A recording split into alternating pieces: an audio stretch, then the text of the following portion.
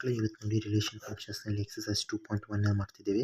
First question ನೋಡೋಣ. If x/3 + 1 equals x/3 + 1, y - 2/3 = 5/3, 1/3 ಅಂತ ಹೇಳಿದ್ದಾರೆ. ಇವಾಗ ನೋಡಿ ಇದನ್ನು ನಮ್ಮ ನೆಕ್ಸ್ಟ್ ಪೇಜ್ನಲ್ಲಿ ಬರ್ಕೊತೀವಿ. x/3 + 1 = 5/3 ಅಂತಿದೆ. x/3 + 1 2 ಅಂತ. ಓಕೆ, ಇವಾಗ ನೋಡಿ ಫಸ್ಟ್ ಆಫ್ ಆಲ್ ಇದನ್ನು ಹೇಗೆ ಸಾಲ್ವ್ ಮಾಡೋದು ಅಂತ ಹೇಳಿದರೆ, ಇದನ್ನು ಸಿಂಪಲ್ ಆಗಿದೆ. ಏಕೆಂದರೆ 1 ಆ ಸೈಡ್ ತೊಗೊಂಡೋಗೋದು,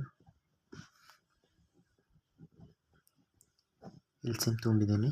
ಎಲ್ಸಿಎಮ್ ತೊಗೊಂಡ ನಂತರ ನೋಡಿ ಫಸ್ಟ್ ಆಫ್ ಆಲ್ 3 ಕ್ಯಾನ್ಸಲ್ ಆಗುತ್ತೆ, x = 2 ಉಳಿಯುತ್ತೆ.